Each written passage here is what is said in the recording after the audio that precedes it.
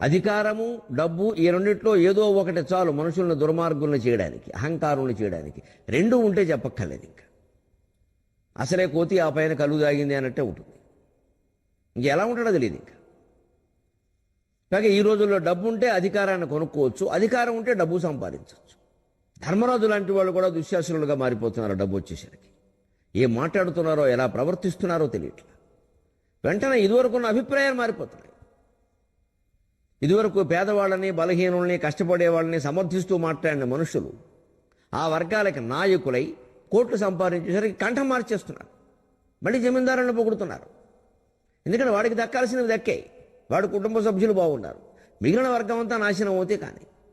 కానీ ఆ వర్గానికి నాయకత్వం వహించే మనం పైకొచ్చామే, లేకపోతే మనకి ఈ స్థితి పట్టేది కాదే. మనం పైకొచ్చింది ఆ వర్గం వాళ్ళని చూడడానికి, బాగోగులు చూడడానికి కాదా, వాళ్ళలో అవకాశాలు ఉన్న వాళ్ళందరినీ అభివృద్ధి చేయడానికి కాదా అని ఈ వర్గ నాయకులు ఆలోచించరు. వాళ్ళ ప్రయోజనాలు వాళ్ళకి నెరవేరితే చాలు. అందుకే ఎప్పుడప్పుడు సమాజాన్ని దోచుకోవాలనుకునే వాళ్ళు ఈ వర్గ నాయకుల్ని కొనేస్తారు. అందరికీ నచ్చ చెప్పడం కంటే వాడిని ఒక్కడిని కొనేస్తే అయిపోయేవాడికి ఏం కావాలో అడుగు, లేదా బెదిరించు. డబ్బుంటే అన్నీ అవుతాయి. అంచేతనే అంతకుముందు ధర్మరాజు లాంటి వాడు కూడా ఇప్పుడు దుశ్శాసనుడు అవుతున్నాడు.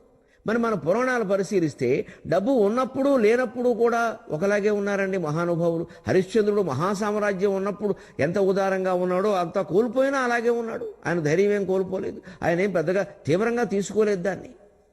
కూడా ఉన్న నక్షత్రకుడికి భోజనం పెట్టలేకపోయాను అని హరిశ్చంద్రుడు బాధపడి, చంద్రమతి బాధపడ్డారు. కానీ వాళ్ళకి భోజనం లేదని బాధపడలేదండి. చివరికి ఆ నాటకంలో అపూర్వమైన సన్నివేశం, ఒక అట్టిపండు దొరికితే లోహితాశ్యుడు పట్టుకొస్తే ముందు నక్షత్రకుడికి ఇస్తాడండి. లోహితాశ్యుడు కూడా హరిశ్చంద్రుడు కొడుకు. మా చిన్నతనంలో నాటకంలో చూసి, హరిశ్చంద్ర నాటకంలో ఇలా ఉండాలన్నమాట. మనం ఇంత కష్టంలో ఉన్నా సరే పక్కన ఒక ఆయన పాపం మన అతిథి ఉన్నప్పుడు ఆయనకి పెట్టి మనం తినాలన్నమాట అని అర్థమైంది.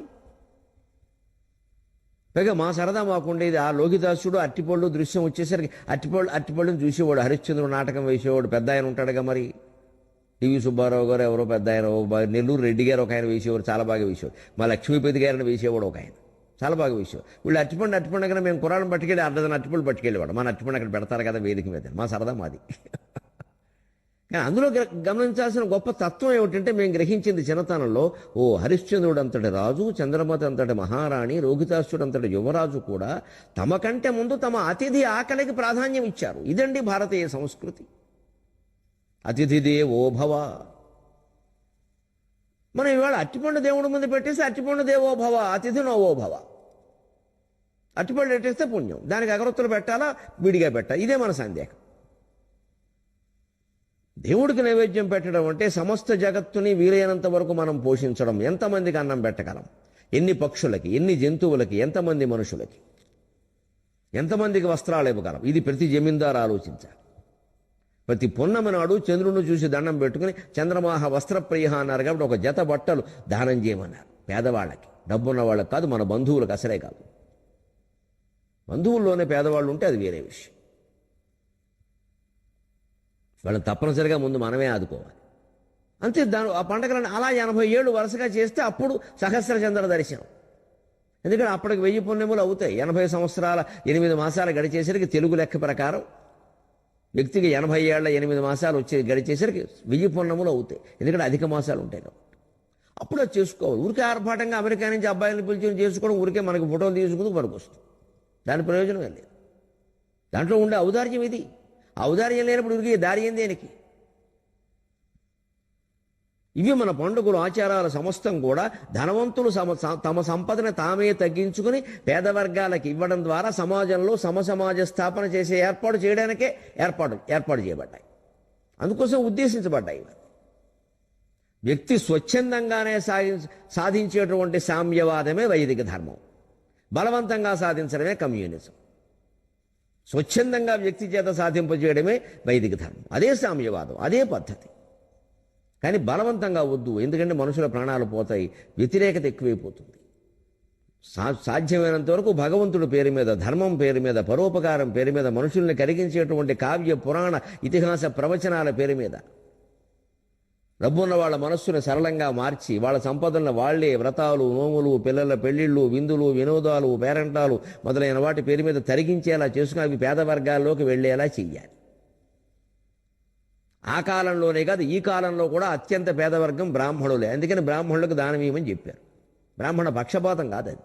ఆ కాలంలో అత్యంత పేదవాళ్ళు బ్రాహ్మణులు. ఎందుకంటే వాళ్ళు ఉండడమే పూరు గుడిసెల్లో ఉండేవారు. ఇప్పటికీ ఏమీ అభివృద్ధి చెందింది ఏం లేదు అని చెప్పాలంటే. ఉన్నా నిలబెట్టుకోవడం కూడా మా వాళ్ళకి తెలియదు. నమశివాయ.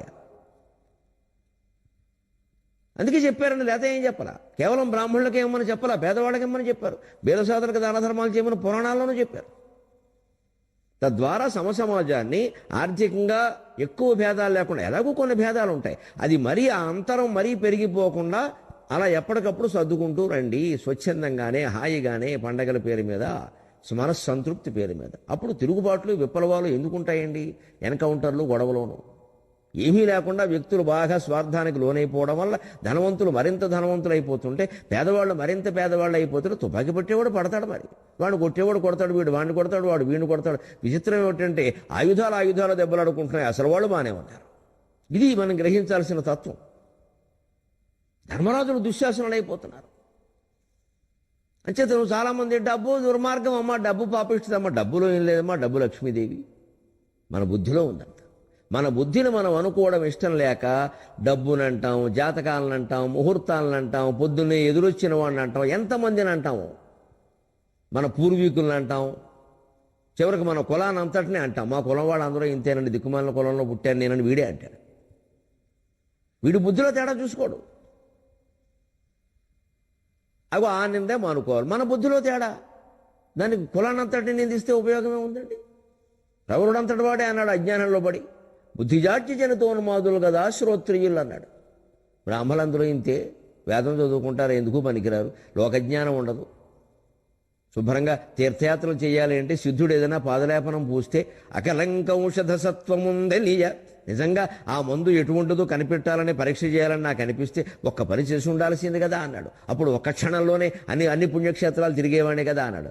మనిషి బలహీనుడైనప్పుడు, ఆపదలో ఉన్నప్పుడు ఎంత విచిత్రంగా ప్రవర్తిస్తాడో తెలుస్తుంది చూడండి. రవరుడు హిమాలయాలకు వెళ్ళాక పాదలేపనం పోయి కానీ హిమాలయాలకు వెళ్ళాలని కోరుకున్నాడు. పుణ్యక్షేత్రాలు కోరుకోవచ్చుగా, హిమాలయాలు కూడా కొన్ని ఉండొచ్చు, కానీ అక్కడికి వెళ్ళాలని కోరుకున్నాడు. ఆ మంచు ప్రభావం వల్ల మధ్యాహ్నానికి ఆ పాదలేపనం కరిగిపోయింది. అప్పుడు తన బుద్ధిని తాను అనుకోవడం మానేసి ఎవరినంటున్నాడో చూడండి. పెద్దల గారు ఎంత గొప్పగా మనోవిశ్లేషణాత్మకంగా రచించాడు మను చరిత్రని. అకలంకౌషధ సత్వముందెలియ మాయా ద్వారకావంతి కాశి గయా కురుక్షేత్ర. అకలంకౌషధ సత్వముందెలియ మాయా ద్వారకావంతి కాశి కురుక్షేత్ర గయా ప్రయాగములునే సేవింపక ఉద్దండ గండక వేదండ వరాఘవాఘరిపు ఖడ్గవ్యాఘ్రము. ఉద్దండ గండక వేదండ వరాఘవాఘరిపు ఖడ్గవ్యాఘ్రము. ఇమ్మంచుగొండకు రాజల్లునే, ఇమ్మంచుగొండకు రాజల్లునే బుద్ధిజాడ్యజనితోన్మాదుల్ గదా శ్రోత్రియుల్. బుద్ధిజాడ్యజనితోన్మాదుల్ గదా శ్రోత్రియుల్ అని బ్రాహ్మణులందరినీ తిట్టారండి. కులనింద ఎందుకు? తన అసమర్థతకి. ఒకడు ఇలాగే ఉంటాడు ఎప్పటికీ. మా వాళ్ళందరూ ఇంతేనండి, ఏమడం మేము ఎంతకంటే అభివృద్ధి అవ్వాలండి. మా ఇంట్లో అందరూ అంతేనండి, ఎవరికి ఏం కలిసి రావట్లేదండి. ఎందుకంటేనండి మా ముత్తాత గారు ఒక ఆయన ఆ శనివారం నాడు పోయేటండి. అప్పటి నుంచి ఇలా ఉంది. వీడి దౌర్భాగ్యానికి వాడిని ఎందుకండి అనుకోవడం. ముత్తాత గారు శనివారం పోతే వంశం అంతా పాడవుతుందా? మనం చేసే పనులు ఇలాగే ఉంటాయి. మన అసమర్థతను కప్పిపుచ్చుకోవడం, మన ఓటమిని అంగీకరించడం ఇష్టం లేదు, దాన్ని సరిదిద్దుకోవడం అసలే ఇష్టం లేదు. అక్కడి నుంచి బెళ్ళం బిడ్డ వచ్చిన వేళ, గొడ్డొచ్చిన వేళ, కొత్త కోళ్ళు అడుగు పెట్టిన వేళ, పెళ్లికి ముహూర్తం పెట్టిన వేళ అని అందరినీ అనుకోవడం. నిజంగా అంటున్నాడు ప్రభువు, నిజంగా మనందరి మనస్తత్వంతోనే. నాకు పుణ్యక్షేత్ర ఆ పాదలేపం పోయిగానే యాత్రలు చేయాలని ఉంటే మాయా, ద్వారక, అవంతి, కాశీ, కురుక్షేత్ర, గయా, ప్రయాగ ఎన్నున్నాయి, అవన్నీ తిరగచ్చుగా. అక్కడెక్కడ మంచు ఎక్కువ ఉండదు, అందుకని కరగకుండా ఉండేది. మానేసి హిమాలయాలకు వచ్చాను. ఎటువంటిది హిమాలయం? ఉద్దండ గండక వేదండ వరాక వాకరెపు ఖడ్గ వ్యాఘ్రం. ఏముంది ఇక్కడ? గండకే మృగాలు, గవయ మృగాలు, ఈ భయంకరమైన ఏనుగులు, చిరతపూళ్ళు, దున్నపోతులు, ఇవన్నీ కనపడ్డాయా? ఇదివరకేమో మున్ను ముచ్చిచ్చును విరాళి కొన్న చోటు, గిరిజ కళ్యాణంబు జరిగిన చోటు, నారదుడు వీణ మీటిన చోటు అని చెప్పుకున్నాడా? అంటే మన పరిస్థితులు బాగుంటే, మనకు యాత్ర సక్రమంగా జరిగితే ఆ హిమాలయాలన్నీ బాగానే ఉంటాయి. ఏదైనా కొంచెం ఆఫర్ వచ్చేసరికి ఇంత దరిద్ర ప్రదేశం ఇంకోటి లేదండి నేను అంటూనే ఉన్నాను, మా ఆవిడ పట్టెట్టింది, ఆవిడని ఎందుకు అనుకోవడం? ఎలాగో అలా భార్యని అనడం భర్తకి సరదా. ఏదో వంకటి తిట్టాలి, వీలైతే వాళ్ళు పుట్టింటి వాళ్ళని కూడా తిట్టాలి. మొత్తం దశపూర్వేశం దశాపరేషం తిడితే ఈ భర్తగారు అహంకారం నిలబడుతుంది అక్కడ. లేకపోతే ఈ భార్యకి ఏదైనా అనుమానం ఉంటే భర్త సమర్థత మీద, అప్పుడు ఆవిడ ఉంటుంది అన్ని చేతకాల వ్యవహారాలు చేస్తే ఇలాగే ఉంటుంది. కాస్త మంచి మంచి ట్రావెల్స్ చూసి, మంచి ట్రావెల్స్ అంటే పలానా ట్రావెల్స్ దగ్గర మంచి అయిన బ్రాకెట్లో ఉంటుందా? ఏదో ఆవిడకి అనాలని ఉంది భర్తను, అంతే. దొరికిన సమయం ఇలా ఒకళ్ళొకళ్ళు అనుకోవడం కంటే అసలు పరిస్థితి ఏమిటి అనుకోకుండా జరిగింది అది మనం ఊహిస్తామా? కాస్త ఓపిక పడితే దాని నుంచి బయటపడతాం. ఈ లోపు కాస్త చుట్టుపక్కల తిరుగుదాం, చెట్టపట్టాలు పట్టుకుని హాయిగా చుట్టూ తిరుగుతూ ఉంటే ఆ అనుకోని ప్రదేశాల్లో, కొత్త ప్రదేశాలు కూడా ఉచితంగా చూస్తాం, ఏ టికెట్లు లేకుండా. చెట్టపట్ట చినుకులు పడుతూ ఉంటే, చెలికాడే సరసన ఉంటే, చెట్టు నీడకై పరిగెడుతుంటే అని పరిగెట్టకూడదండి దంపతుల యాత్రలో. ఏమైనా అయిపోయిందా? ఈలోపేమైనా బస్సు పారిపోయిందా? కొత్త ప్రదేశాన్ని చూడడం ఎంత అదృష్టం. ఆ కొండల్లో కొట్టల్లో సరదాగా అలాంటి ఆలోచన మనకి రాదు. ఒకళ్ళొకళ్ళు తిట్టుకుంటూ కూర్చుంటాం. ఇదే జీవితం. నవజీవనాన్ని వేదం చేసుకోవాలంటే మన ఆలోచనలు మార్చుకోవాలండి. ఆ పరిస్థితులే మారవండి. మారగలిగింది మన మనస్సు, మారవలసింది మన మనస్సు, మార్చుకోవలసింది మన మనస్సు. అది మన చేతుల్లో ఉంది. పరిస్థితులన్నీ మార్చడం మన చేతుల్లో. అందుకని అటువంటి హిమాలయాలకు ఎందుకు వచ్చాను? ఏమున్నాయి అక్కడ? అడవి దున్నపోతులు తప్పితే హిమాలయాలను తిరుగుతున్నాడు. పైగా హిమాలయాలను తిట్టినా ఒక రకం. మా బ్రాహ్మణులందరూ ఇంతే, వేదం చదువుకోవడం తప్పితే లోకజ్ఞానం ఉండేడిస్తేగా నీకు లేకపోతే లేకపోవచ్చు కాక అందరికీ లేదండి మీదుకు. బ్రాహ్మణులందరూ ఇలా ఉన్నారా? మనం చాలామంది ఇలాగే అంటాం. మనం చాలామంది ఇలా ఉంటాం. మన కులం నుంచి ఒక నాయకుడిని ఎన్నుకోవాలి అంటే మనమే నిలబడ్డామనుకోండి పోటీకి ఆ కుల నాయకుడి కింద. వాళ్ళు ఎన్నుకుంటే మంచిది, ఎన్నుకోకపోతే మా ఇంతేనండి పీతల మంగం, ఒకటి పైకి లాగితే ఒకటి కిందకి లాగుతాడు అంటాడు వీడు. మరి ఇంకొకటికి ఏదైనా పదవిస్తే వీడి కిందకే లాగుతాడు. మరి ఏమైంది? ఎక్కడుంది దోషం? శంకరాచార్య చెప్పిందేనండి, అంతకు మించి ఎవరేం చెప్పలేరండి. అహం మమ, అహంకారం మమకారం. ఈ రెండు పోగొట్టుకునే వరకు మానవ సమాజంలో ఏ వ్యక్తి, ఏ వ్యవస్థ బాగుపడే సమస్య లేదు. అంచేత మనం చేసేటువంటి ప్రతి పూజ, ప్రతి నోము, ప్రతి తీర్థం, ప్రతి యాత్ర అన్నింటిలో ఈ రెండిట్లో తగ్గుతున్నాయా లేదా? అహం తగ్గిందా లేదా? మమకారం తగ్గిందా లేదా? అహంకారం తగ్గిందా లేదా? ఈ యాత్ర చేసే ప్రయోజనం ఏమిటి? లేదా 50,000 దండగే. యాత్రల వల్ల పుణ్యం వస్తుందనుకోవడం భ్రమ. జ్ఞానం రావాలి, జ్ఞానం రావాలి. యాత్ర వల్ల చిత్తశుద్ధి పెరగాలి. తర్వాత మన జీవితమే మారిపోవాలి, అసలు వేరుగా ఉండాలి. యాత్రికుడు వచ్చాక ఆయన అంతా ఏమిటో గొప్ప జ్ఞానిలా ఉన్నాడండి అని అనుకోవాలి అందరం. మన ప్రవర్తనలోనే మార్పు రావాలి. చాలా మమకారాలు తగ్గిపోవాలి. ఒక స్థితప్రజ్ఞ లక్షణం రావాలి. యాత్ర అంటే అది. అంత ఉన్నతమైన హిమాలయాలు చూశాక కూడా మనం ఊరికే ఎలక్కన్నంలాగా ఆలోచిస్తున్నామంటే ఇంకెందుకు హిమాలయాలకు వెళ్ళడం? మానసరోవరం, సదరన్ ట్రావెల్స్ వాళ్ళని వెళ్ళి బాగు చేయడం అంతే. మనకేం కలిసి వస్తుంది దాంతో? ఇదే ఆలోచించాల్సిన విధానం. అందుకని డబ్బులో దోషం లేదండి, జాతకాల్లో లేదండి, ముహూర్తాల్లో లేదండి, గుళ్ళలో లేదండి, దేంట్లో లేదండి, మన బుర్రలో ఉందండి. డబ్బు గలట్టివాడు కొరడా జడిపింపగనే జగమ్ముత బిబ్బైపోవు. ఎన్ని సామెతలు పుట్టాయండి డబ్బు మీద. డబ్బుకు లోకం దాసోహం, పైసామే పరమాత్మ, మనీ మేక్స్ మెనీ థింగ్స్ అన్నీ. సర్వే గుణా కాంచనమాశ్రయంతి సంస్కృతం, డబ్బుకు లోకం దాసోహం Telugu, money makes many things English, పైసామే పరమాత్మ హిందీ. ఇంకా నాకు తెలిసిన భాషలు చెప్పా, మీకు తెలిసినవి మీరు చెప్పుకోండి. ఎన్ని ఉంటాయి? అర్థము సకలార్థ సాధనము అని కూడా అన్నారు. డబ్బు ఉంటే అన్నీ వచ్చేస్తాయి. అలా మనిషిని బానిసం చేసింది. పైగా డబ్బు గలట్టివాడు కొరడా చలిపింపకయే జగమ్ముత బిబ్బైపోవు. వాని పెదవిన్ కనిపించిన అక్షరములు, వాని పెదవిన్ కనిపించిన అక్షరములు అబ్బొబ్బు త్రిశూల శాసనములు. వాని పెదవిన్ కనిపించిన అక్షరములు అబ్బొబ్బు త్రిశూల శాసనములు. అందవు వాని మనఃప్రణాళికల్, అందవు వాని మనఃప్రణాళికల్. డబ్బొకటున్న చాలు జగడంబులు జబ్బులు ఇకేమి కావలెన్. డబ్బొకటున్న చాలు జగడంబులు జబ్బులు ఇకేమి కావలెన్. డబ్బొకటున్న చాలు. ఎంత చిత్రంగా చెబుతుందో తరంగం చూడండి. ఇవాళ వాస్తవంగా జరుగుతున్న విషయాలు. డబ్బు ఉంటే చాలండి, ఇంకేం అక్కర్లా. డబ్బు గలట్టివాడు కొరడా జళిపింపకయే జగమ్ము తబ్బిబ్బైపోవు. 100 కోట్లు సంపాదించిన వాళ్ళు ఉంటారే లోకంలో, వాళ్ళు బెదిరించక్కర్లేదండి. అసలు కిరీగంటితో ఇలా చూసి అయ్యగారు కోపం వచ్చింది, ఇంకా కొరడా జడిపించలేదండి, జడిపింపకయే అంటున్నాడు కవి ఇక్కడ. జడిపించినచో కాదు, జడిపించినచో అన్న పద్యం బాగానే ఉంటుంది, గణభంగం ఏమి రాదు, కానీ జడిపింపకయే. డబ్బున్నవాడికి అంత భయపడతాం మనం. ఆయన పెద్ద ఇండస్ట్రియలిస్ట్ అండి. ఏమిటి ఇండస్ట్రియలిస్ట్? ఇండస్ట్రియలిస్ట్ అంటే శ్రమ పడేవాడు, పెట్టుబడి పెట్టేవాడు కాదు. ఇండస్ట్రీ అంటే శ్రమ. నిజమైన ఇండస్ట్రియలిస్ట్ ఎవడంటే సంస్థలో పనిచేసే కార్మికుడు. ఇండస్ట్రీ అంటే శ్రమ, అబ్బాయి డబ్బే పెత్తనం.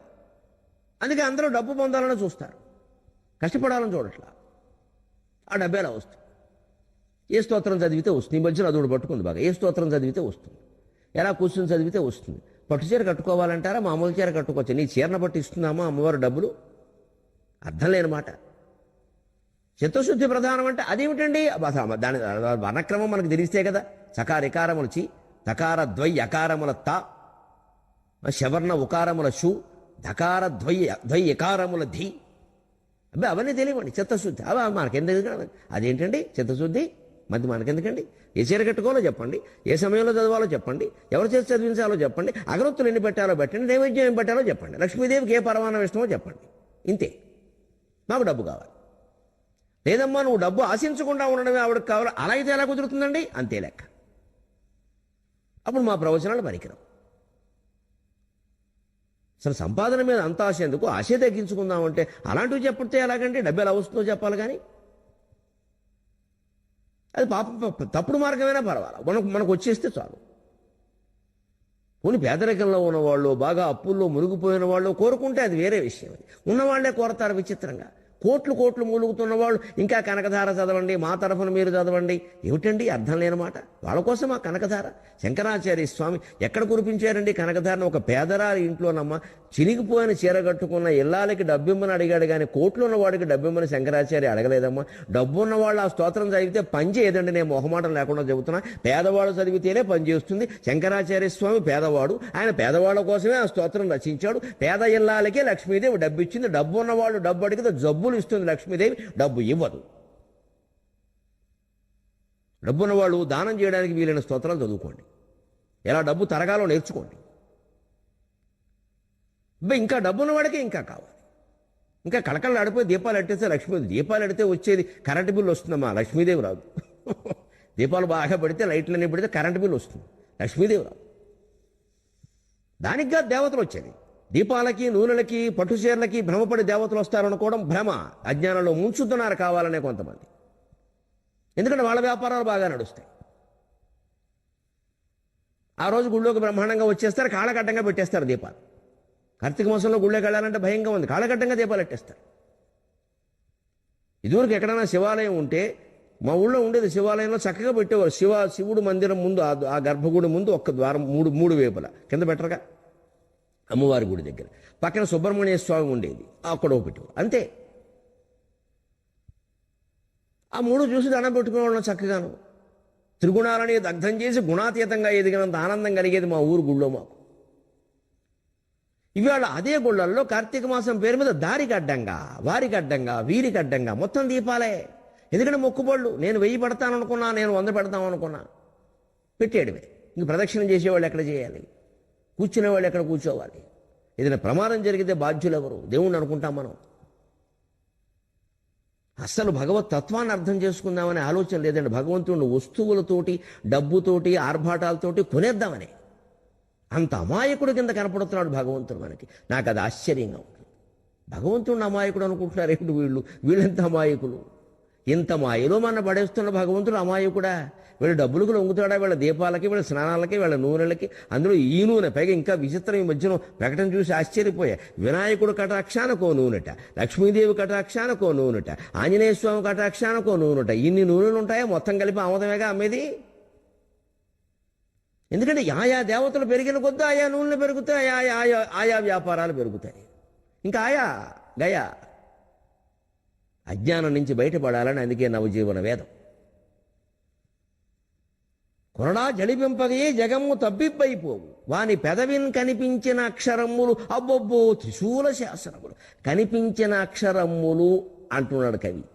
పెదవిని కనిపించినటువంటి అక్షరాలు పెదవుల మీద అక్షరాలు కనిపిస్తాయి, వినిపిస్తాయి. కానీ అంటే వినిపించక్కర్లేదు, అంటే వాడి నోట్లోంచి మాట బయటికి రావక్కర్లేదు. డబ్బులు ఉన్నవాడి నోట్లోంచి అసలు ఇంకా వాడు ముక్కు పుటాలు అదురుతూ ఉంటే పెదవులు అపరావు అనగా అపర వచ్చేస్తారు అక్కడికి. ఎందుకు డబ్బు ఉంది.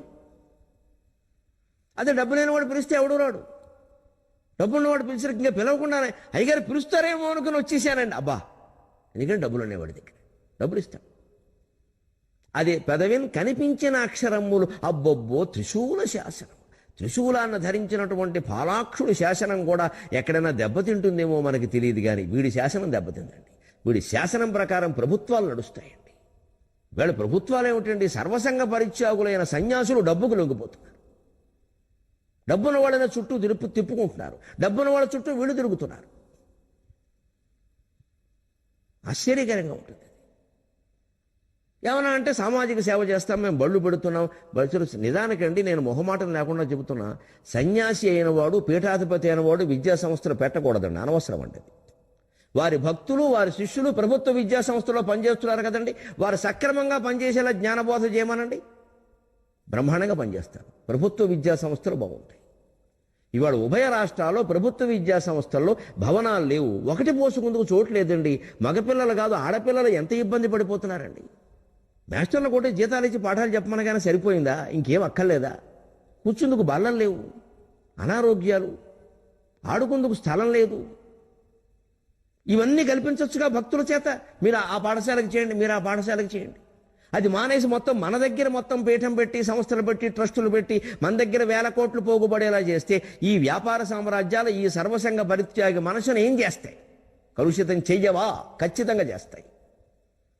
మనమే వశిష్ఠ మహర్షి ఇక్కడ, ఆయన చుట్టూ ఎప్పుడు లేవే. వశిష్ఠ మహర్షి చుట్టూ ఏమీ లేవండి. వశిష్ఠ పబ్లిక్ స్కూల్ పెట్టలేదు వశిష్ఠుడు, వశిష్ఠ ఆసుపత్రిని పెట్టలేదు.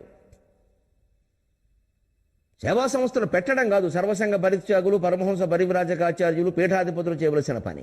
ప్రవచనకర్తలు ముఖ్యంగా ఇప్పుడు వాళ్ళకు కూడా చెప్పవలసి వస్తుంది. ఎందుకంటే ప్రవచనకర్తలు కూడా మొదలెట్టారు. పీఠాలు, గుళ్ళు, ట్రస్టులు. ప్రవచనకర్త అయిన వాడు ప్రవచనం చెప్పాలి అంతవరకు. తన చుట్టూ ఒక్కడిని చేరనీయకూడదు, ఒక్కడిని, భార్య పిల్లలు తప్ప. వాళ్ళే ఎక్కువ, తప్పదు బంధం కాబట్టి. అంతే, ఎవరిని చేరనీయకూడదు. చేరారంటే అయిపోయినట్టే, భ్రష్టు. వెంటనే డబ్బులు వచ్చి పడిపోతాయి, ఇంకంతే అవసరాలు వచ్చి పడిపోతాయి, ఆర్భాటాలు వచ్చి పడిపోతాయి. ఇంక ప్రవచనం ఎందుకంటే డబ్బులు సంపాదించడానికి. పుస్తకాల రేట్లు పెంచాయి, సీడీల రేట్లు పెంచాయి, అన్ని రేట్లు పెంచాయి. ఇదివరకు ఉచితంగా ఇచ్చినవన్నీ ఇప్పుడు రేట్లు పెరిగిపోతాయి. మొత్తం డబ్బు చేరిపోతుంది. అక్కడి నుంచి ఈ డబ్బులోని బ్లాక్ మనీ అవుతుంది. అవ్వకుండా ఉండడం కోసం ఏదో బడి పెట్టాం, గుడి పెట్టాం, దడి పెట్టాం అంటారు. అక్కడ మళ్ళీ అక్కడ చూపిస్తారు. అక్కడ మళ్ళీ మాయలు జరిగిపోతాయి. చివరికి మోసంలో పడతాడు. ఈయన భక్తి, ఈయన జ్ఞానం అంతా ఏమైందో తెలియదు. చివరికి ఆయనకే ఒక దురవస్థ వస్తే, ఆయన కాపాడుకోలేని పరిస్థితి వస్తే, ఇంతకాలం ఇంత జ్ఞానబోధ చేసేవాడు ఈయనెవరు కాపాడలేదు ఏమిటనే అనుమానం వచ్చి మొత్తం దేవుడి మీద అనుమానం వస్తుంది. హిందూ ధర్మం దెబ్బతింటుంది. ఎన్ని అంశాలు ఉన్నాయండి ఆలోచించాల్సినవి.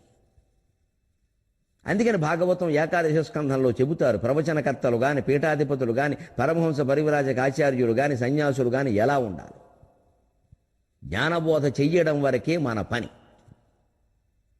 దానివల్ల ప్రభావితులై ఆయా రంగాల్లో పనిచేసేవాళ్ళు సక్రమంగా పనిచేస్తే ప్రభుత్వ పాఠశాలలోనే అందరూ చదువుకోవచ్చు.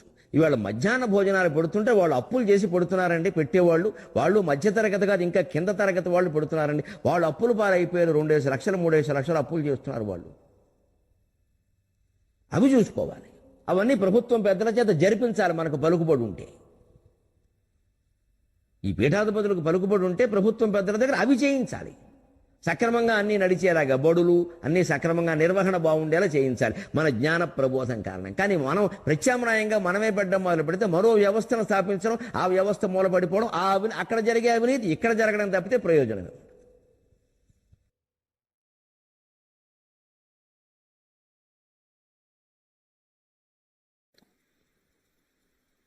ఎవరితోనూ మనం పోటీ పడద్దు. నాకు వీలైనంత వదిలేసుకుందుకు సిద్ధంగా ఉండాలి. ఈ పిల్లలకి నేను చెప్పనండి, వాళ్ళు చిన్నపిల్లలు, వాళ్ళకి ఏవో ఆశలు సరదాలు ఉంటాయి.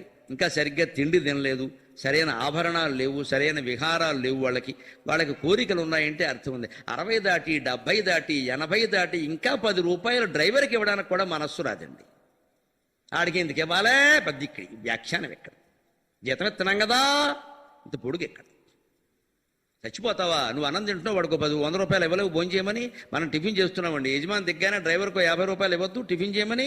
ఇవాళ 50 రూపాయలు లేకుండా ఇడ్లీ దోశ వస్తాయమ్మా, వాడు బతకాల వద్దా? పైగా వాడి చేతుల్లో మన ప్రాణాలు ఉన్నాయి.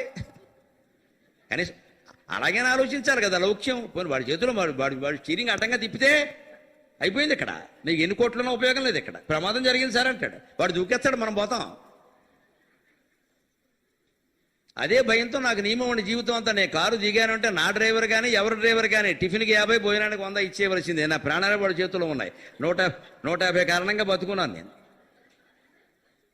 పోనీ మనం సంపాదించుకుంటాం ఏంటంటే రోజుగా 150 పోతే పోనీ వాళ్ళు పరమానంద పడతారు. అయ్యారు దిగారంటే మన చేతుల పైగా 100 నిజమే. నా భోజనానికి 150 200 అవుతున్నాయి హోటల్లో తింటే వాడికి అవ్వా 100 ఇవ్వా? ఇప్పుడు తినే వచ్చి ఉంటావు, ఇదో వ్యాఖ్యానం ఇక్కడ. వాడు ముందు పడుకోవాలి శుభ్రంగా, రాత్రిపూట కొంచెం ఇలా కునుకు పడ్డాడు అనుకో మన అంతే అయిపోయినట్టే. ఇక్కడ జాగ్రత్త చూసుకోవాలి. అందుకని జీతం ఇస్తున్నాం కదా, జీతం వేరు ఇది వేరు.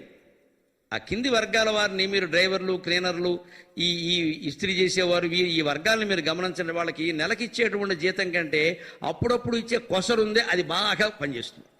వాళ్ళ దృష్టి అలా ఉంటుంది. అయ్యారు ఎప్పుడు ఏదో 10 రూపాయలు చేతిలో పెడతారు, అది దృష్టి ఉంటుంది. నమ్మకంగా ఉంటాడు, మనకేం నష్టం లేదన్న. మనం సంపాదించే లక్షల్లో ఇది ఎంత అండి? ఇది నెలంతా పోగేసి రోజు ఇచ్చిన 150 రోజుల్లో ఇచ్చిన 4500 అయిందమ్మా. ఇవాడు కూర్చోబెట్టి ఇంట్లో ఉన్న ముసలావిడికి ఇస్తున్నారు పింఛన్ 4500, పెద్ద విషయం కాదు అది.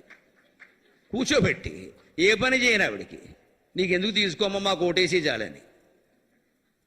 ఆ పాటి మనం ఇవ్వలేమా? ఓ సాకలకో మంగలకో క్లీనర్కో డ్రైవర్కో మన ఇంట్లో బతుకుతున్నారు వాళ్ళు, పనివాళ్ళు. ఎవరి మీద ఆధారపడతారు? అది కూడా లేకపోతే ఎలాగా? అది ఈ అప్పులు పాడే, ఇన్ని అప్పులు చేసి ఇంత చేస్తాం కానీ దాన్ని అందుకే భోగే రోగ భయం. అన్నీ నాకు అక్కర్లేదని ఎందుకోవాలంటే భోగే రోగ భయం. ఎన్ని భోగాలు అనుభవించే వాళ్ళైనా మీ జీవితాన్ని మీరు ఆలోచించుకోండి. మనం అందరం ఆలోచించుకుందాం, మీరైనా నేనైనా. రోగ భయం ఉందా లేదా? ఇవాళ శుభ్రంగా బాగుంది కదా అని బూరెలు నొక్కేసాం, పాకంగారలు నొక్కేసాం, మైసూరు పాకాలు నొక్కేసాం, అన్నీ నొక్కేసాం. ఒకటి నొక్కవలసిన చోట 4-5 నొక్కామనుకో మధ్యాహ్నం నొప్పి వచ్చిందే లేదా? మళ్ళీ వాము ఉప్పు వేసుకోవాలా వద్దా? సందర్భం వచ్చింది కాబట్టి చెబుతున్నా. అరగని పదార్థాలు ఏమైనా తింటే కొంచెం కడుపు నొప్పిగా ఉంటే వెంటనే ఇంత వాము ఎడం చేతిలో వేసుకుని కాస్త ఉప్పు కొద్దిగా వేసి మింగేయండి, గొడవలేదు, వెంటనే తగ్గి పాషాణాలు అరిగిపోతాయి. అనుభవమే చెబుతున్నా. నాకు రకరకాల తిండు రకరకాల చోట్ల కదా వద్దన్నా పెట్టేస్తారు. ఈ పూలే తినేది ఓ పూట రాత్రి ఎలాగో పళ్ళే తింటాను, పెట్టింది తింటాను, మధ్యాహ్నం ఏం పెట్టినా పర్వాలా తింటాను. మరి అది అరగాలి కదా అంతే. ఒకవేళ నాకు ఏదైనా కొంచెం భారంగా అనిపిస్తే ఎప్పుడు నా ప్రయాణం పెట్టులు సంచిలోను వాము ఉప్పు ఉంటాయి 2 సీసాలు. ఇంత వాము వేసుకుని అందులో కొద్దిగా ఉప్పు వేసి మింగేసి మొత్తం భాషణాలు పోతాయి, ఏమి ఇబ్బంది లేదు, అయిపోతుంది. కానీ భోగాలు అనుభవిస్తున్నప్పుడు తిండి సరే, అందమైన బట్టలు కట్టుకున్నాం, ఆ బట్టలన్నీ కాపాడుకోవాలి వద్దా? పెద్ద పట్టుచీర బ్రహ్మాండమైంది కట్టింది ఒక ఆవిడ, పొరపాటుని కారు దిగుతుంటే దేనికో తగులుకుంది, చిరిగింది. అంతే 24 గంటల దుఃఖం. ఇంకా ఈ చినుక్కి చినిగింది. ఈ మెదడు ఏమైనా చినిగిందా? పైగా ఆ చినిగింది ఎక్కడో ఇక్కడ, ఎవడికి కనపట్ల, ఎవడు సెల్ఫీ దిగలేదు. కానీ మనకి చింత అంత అవసరం. అంటే ప్రతి భోగంలో మనం అనుభవిస్తున్న ప్రతి భోగంలో వెనకాల రోగ భయం ఉంది. ఆభరణాలు పెట్టుకున్నాం, ఇదివరకే చెప్పుకున్నాం, దొంగల భయం ఉండదు. వీళ్ళు మంగళసూత్రాలు కూడా దక్కనివ్వట్లేదండి హైదరాబాద్లో.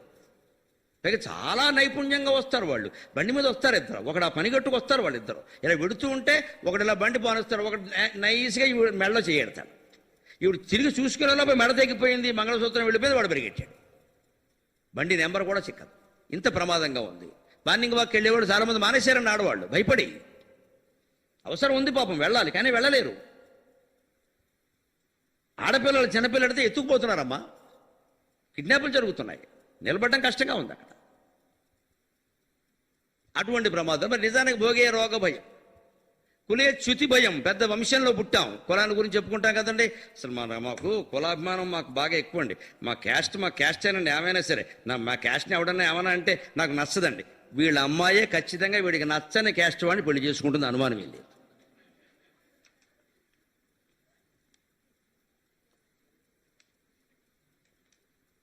ఏం చేస్తాడు? పిల్లని చంపేసుకుంటాడా? అల్లుడిని చంపేస్తాడా? అలా చేసిన వాళ్ళు ఉన్నారు, రకరకాల సుఖపడ్డారా అంటే సిద్ధంగా ఉన్న వైరాగ్యం. ఎంతవరకు పిల్లల్ని పెంచడం? 18 ఏళ్ల వరకు పెంచాం, తర్వాత 20 ఏళ్ళు వచ్చి, అందులో ఈవేళ 11 ఏళ్ళకే స్వతంత్రాలన్నీ వచ్చేస్తున్నాయి.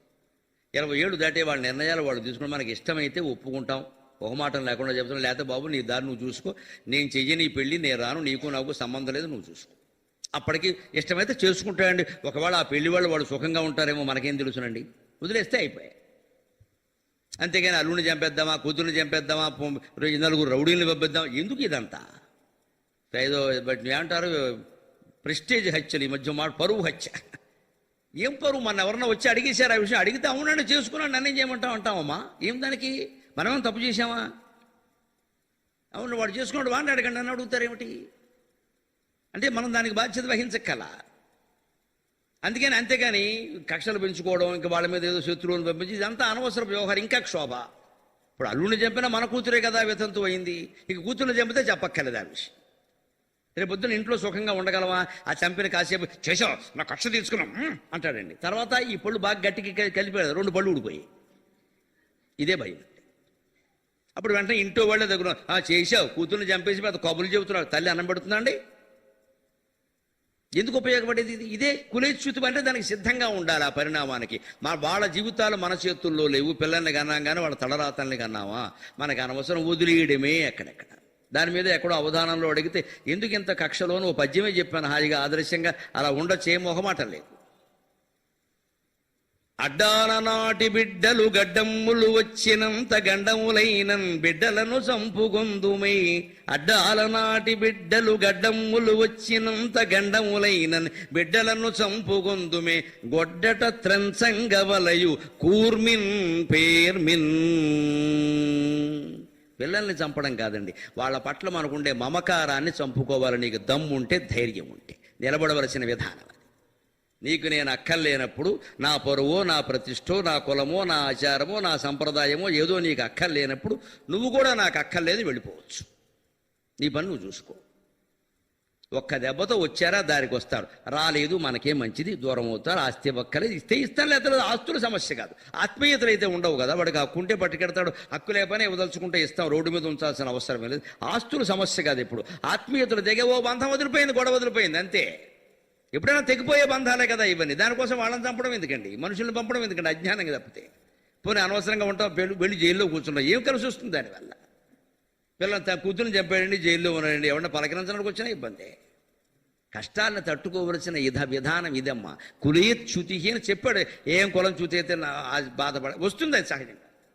విత్తేన రూపాలాత్ భయం. డబ్బు ఉన్నవాడికి ఎప్పుడూ భయమే. దొంగల భయం ఉంది, పైగా ఇప్పుడు ఇన్కమ్ ట్యాక్స్ వాళ్ళ భయం ఉంది. ఎక్కడ దాచినా వచ్చేస్తారు, పట్టుకుపోతారు. వెంటనే టేబుల్ మీద పెడతారు పెద్ద ప్రదర్శన. చెంచాలు కూడా పెట్టేస్తున్నారు ఈ మధ్యన, వెండి చెంచాలు కూడా. చెంచా కూడా ఉండదా ఎవరికి, మొత్తం పెట్టేసి పెద్ద ప్రదర్శన. ఈయన ఆస్తి అంతా కలిపి 30 కోట్లు, 3 కోట్లు, 30 కోట్లు, 300 కోట్లు సంపాదించిన వాళ్ళు చాలా మంది ఉన్నారు నాయకులు. వాళ్ళ జోలికి వెళ్ళరు వీళ్ళు, మొత్తం పెట్టేస్తారు ఇక్కడ చెంచాలు కూడా. చూస్తే విచిత్రంగా ఉంది, చెంచాలు ఉండవా ఇంట్లో, గ్లాసులు ఉండవా, అవి పెట్టేస్తున్నారు. పెద్ద ఎక్కువ అని చెప్పడానికి, అందరికీ మోసగాడని చెప్పడానికి అనమాట. అంచేత రూపాలాత్ భయం. రాజ్యభయం అంటే గవర్నమెంట్ భయం ఎప్పుడు ఉండనే ఉంది. మానే దైన్య భయం. లోకంలో చాలా గౌరవంగా బతుకుతున్నాం మా బోటిగాళ్ళం. సెలబ్రిటీ ఇది బ్రిటానియా బిస్కెట్ ఒకటి ఇచ్చారు మాకు ఇక్కడ. సెలబ్రిటీ. మా భయం ఏమిటో తెలుసా? ఎప్పుడైనా టీవీలో ఏదైనా విచిత్రమైన కథ వేస్తాడేమో, మన పరువు అయిపోతుందేమో, మా భయం మాకుంది. పోనీ ఈవేళ ఇదివరకైతే మేం జాగ్రత్తగా ఉంటే సరిపోతుంది. ఇప్పుడు రకరకాల జనం ఫోటోలు దిగుతున్నారు, మార్ఫింగులు చేసేస్తున్నారు. ఎవడి దేకానికో నా ఫోటో పెట్టేస్తే నా బతుకేం కావాలి? ముందు చూసిన వాళ్ళు ఏమనుకుంటారు, ఆయన అలాంటి వాడు కాదు, ఏమో ఏ పొట్లో ఏ బాగుందో నమశివాయ అయిపోయా. ముందు నిర్ణయానికి వచ్చేస్తారు కదా. రెండో మాట కూడా తర్వాత కదా నేను వివరణ ఇచ్చుకోవలసింది. వెంటనే పత్రికల వారు ఇప్పుడు పిలిచినారు, అప్పుడు వచ్చి ముద్దు దగ్గర 6 మైకులు ఎడతారు. మీ గురించి అందరూ ఎలా అనుకుంటున్నారు సార్, అయిపోయింది. ఇంక ప్రవచనాలు నేను మానక్కల్లా, మీరే మానేస్తారు. మానే దైన్య భయం. నువ్వు లోకంలో ఎంత ప్రచారంతో, ఎంత గౌరవంతో ఉన్నా ఎప్పుడైనా ఈ గౌరవం పోతుందేమో అన్న భయం ఉందా లేదా? ఇంకో మాట, మనం అనవసరంగా భయపడతాం, బలే రిపు భయం. ఎంత బలవంతుడైన రౌడీకైనా సరే వాడికో రౌడీ ఉంటాడు. వీడు తణుకు రౌడీ అయితే వాడు తాడేపల్లిగూడెం రౌడీ, మొత్తం పాగోజీ రౌడీ ఉంటాడు, స్టేట్ రౌడీ ఉంటాడు, సెంట్రల్ రౌడీ కూడా ఉంటాడు. వాడికి భయం ఉందండి. వాడేం అసలు రౌడీలు అన్న వాళ్ళు ఎవరు, కత్తులు పట్టుకుని ఫ్యాక్షన్ అదేం చేసేవాళ్ళు ఎవరు సుఖశాంతులతో ఉండలేరు. మనకు అందరికి తెలుసు ఆ విషయం. వాడు ఎప్పుడు ఏ రోజు పడుకోరు. వాడు కూడా పొరపాటున ఇంట్లో పడుకొని 4 బయట కాపలా కారేసి. ఎందుకు ఆ జీవితం? దానివల్ల ఏం కలిసి వచ్చింది? అంటే బలం ఉన్నా కూడా ఉపయోగమే లేదు. ఇంకో మాట, రూపే జరాయా భయం. మహిళామణులు అందరికీ తెలుసు. ఎక్కడ 40 ఏళ్ళు దాటగానే పొరపాటున ఎవరైనా ఆంటీ అన్నారంటే అయిపోయినట్టే లెక్క. అప్పుడే వచ్చేసిందా ఏమిటో, అప్పుడే తెల్లబడిపోతున్నాయి అనగానే పేపర్లో ఎవడో ప్రకటన ఇస్తాడు, జుట్టు రాలిందా, దా మేము మొత్తం రాల్చేస్తాం. ఓ సోఫా మీద ఓ వెంట్రుక, దాన్ని 16 ఫోటోలు తీస్తాడు పావులాగా. సోఫా మీద వెంట్రుక పెడతాడు, ఇంత చేస్తే దాన్ని ఫోటో పావులో పెడతాడు. ఇంకా ఆ వెంట్రుక రాలితే ఏమిటి, నాకు మొత్తం రాయలే, ఏమిటైంది గొడవ? సంసారంలో ఇబ్బంది వచ్చింది, లేదా ప్రవచనాలకు ఇబ్బంది అయిందే? నా అందం చూసి నా ప్రవచనానికి వస్తారా? అది అవసరమా? ఏమైందండి అంత కాంక్ష ఎందుకంటే? అందరూ రూపే జరాయా భయం. మీరు ఆడవాళ్ళైనా మగవాళ్ళైనా ఎంత సౌందర్యం గురించి తాపత్రయపడినా సరే 40 కాకపోతే 50కైనా ముడతలు వస్తాయా రావా? తర్వాతైనా వస్తాయా రావా? సిద్ధపడాలండి వార్ధక్యానికి, మృత్యువుకి. ఈ మార్పులు ఎందుకు చేయాలి? మనం వదిలేసాం బా ఏదో ఒకటి అనుకుంటారు. పైగా చాలా మందికి తెలియదమ్మా, మహిళామణులకి నమస్కరించి చెబుతున్నా, తెల్ల వెంట్రుకలు అక్కడక్కడా వస్తే శ్రీనాథ మహాకవి పద్యం చెబుతాడు, తిలతండులన్వయ శ్రీనటింప అంటాడు. నువ్వులు బియ్యము కలిపి ఆరబెడతారు చిమ్మిలి చనివిడి చేయడం కోసం. ఆ చిమ్మిలి చేయడం కోసం నువ్వులు బియ్యము కలిపి చాట్లో ఆరబెడితే ఆ నల్లటి నువ్వులు తెల్లటి బియ్యం కలిపితే ఎంత అందంగా ఉంటాయో, తెల్ల జుట్టు నల్ల జుట్టు ఉన్న ఆవిడ అంత అందంగా ఉంటుంది. అనవసరపు మార్పులు చేయకండి. అక్కడక్కడ తెల్ల వెంట్రుకలుండి మధ్యలో అన్ని నల్ల వెంట్రుకలుండి మధ్యలో అక్కడక్కడ ఓ పాయ తెల్లగా ఉంటే బ్రహ్మాండంగానమ్మా. ఇంకో మాట చెబుతున్నాం, ఈ పవిత్ర గంగా యమున నదులు రెండూ కలిసి ప్రవహించినట్టుగా ఉంటుందమ్మా. దయచేసి మార్పులు చేయకండి. ఇగో ఈ పిల్లలకి నచ్చింది, పెద్దలకు నచ్చలా నాకు తెలుసు. నాకు తెలుసు ఎవరికేది నచ్చుతుందో నాకు తెలుసు. అబ్బే 40 దాటిన వాళ్ళు ఎవరో కొట్టరు.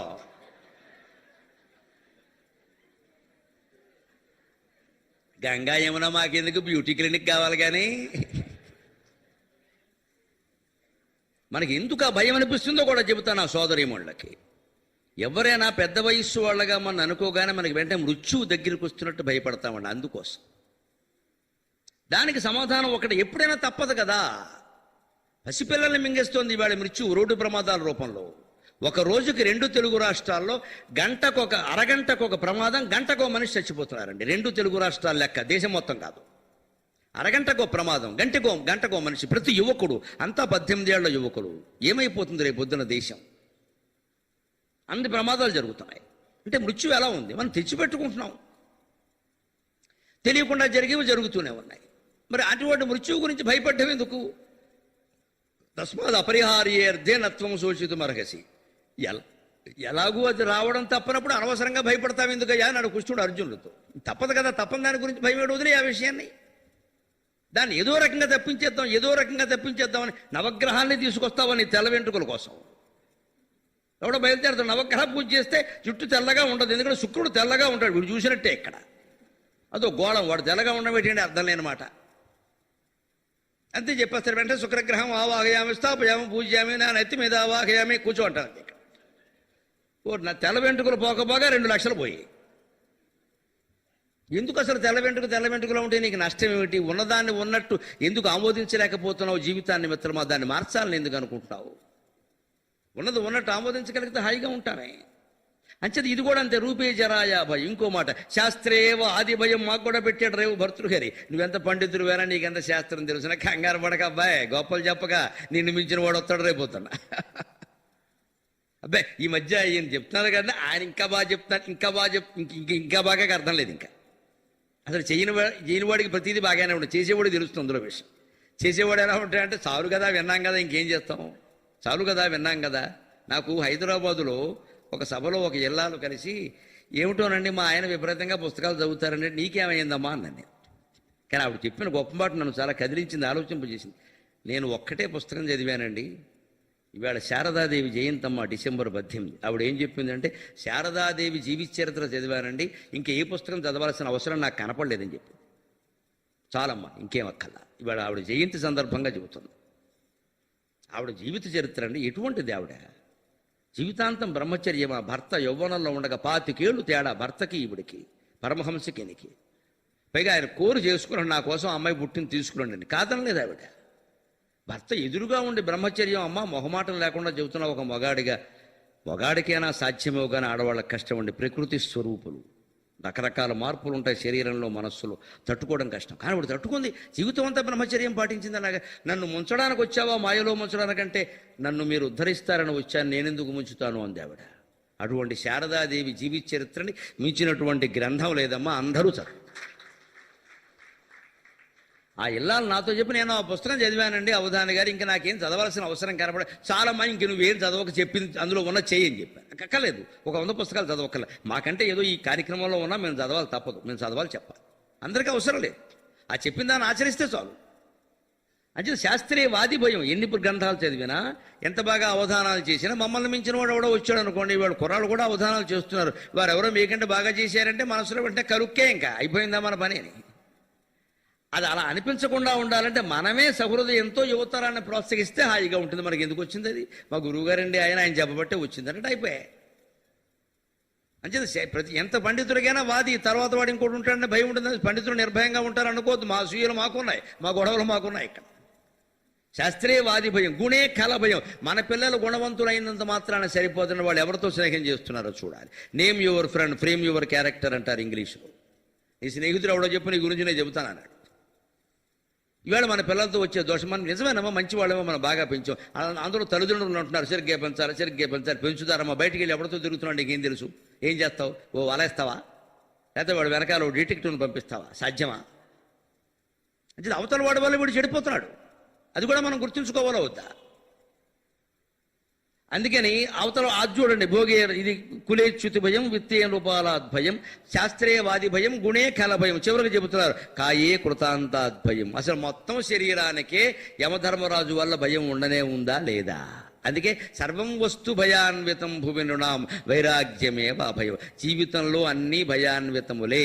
అభయమైంది ఏదైనా ఉంటే ఒక్క భగవద్ధ్యానం మాత్రమే, వైరాగ్యం మాత్రమే. నాకేం అక్కర్లేదు, ఏది వస్తే అది వచ్చినట్టు, పోయింది పోయినట్టు, రాని రాని రాని, వస్తే రాని, పోతే పోని అన్నట్టుగా ఉంటే యదాయాతి తదాయాతు, యత్ ప్రయాతి ప్రయాతు తత్. యోగ వాసిష్టంలో చెప్పారన్నమాట. వచ్చేది రాని, పోయేది పోని. అది దుఃఖమైనా కానీ సుఖమైనా కానీ దాన్ని అలాగే నేను చూడడానికి, ఆస్వాదించడానికి సిద్ధంగా ఉన్నా. నేను ఏ మార్పు కోరుకోను జీవితంలో అని ఉండగలిగితే అంతకంటే జీవన్ముక్తుడు ఒక్కడు మళ్ళీ ప్రపంచంలో ఎక్కడా కనపడ్డు. ఇప్పుడు చివరిగా ఒక్క శ్లోకాన్ని చెప్పుకుని మనం సెలవు తీసుకు.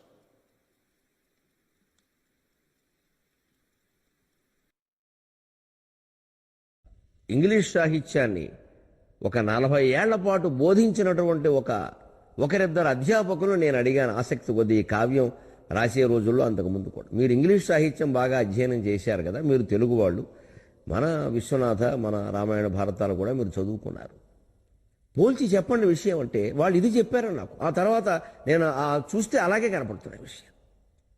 మానసిక సంఘర్షణలు విపరీతంగా చిత్రించారండి నరసింహరావు గారు, కానీ పరిష్కారాలు చూపించలేదు. ఈ చాపల్యాలు, వ్యామోహాలు, అక్రమ సంబంధాలు, వీటికి చివర ముగింపు ఎలా ఉండాలి? అక్రమ సంబంధం పెట్టుకున్నాడు మట్టయిపోవాలి.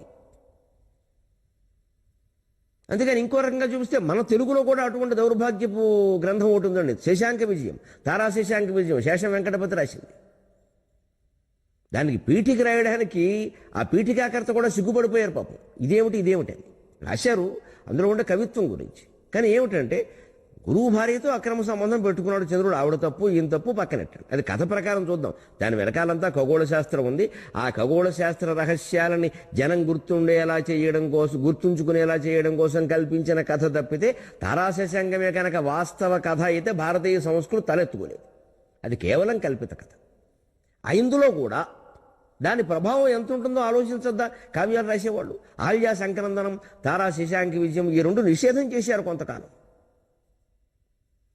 ఎందుకంటే అక్రమ సంబంధాన్ని ప్రోత్సహించే గ్రంథాలవి. వాటిని బాగా బ్రహ్మాండంగా ఉన్నతీకరించారు, హైలైట్ చేసి పారేశారు. పైగా తర్వాత దేవతలంతా వచ్చి చంద్రుడితో యుద్ధం చేసి చంద్రుడు గెలిచాట. ఇంకేమిటి? చంద్రుడు గెలిస్తే ఇంకేమిటి?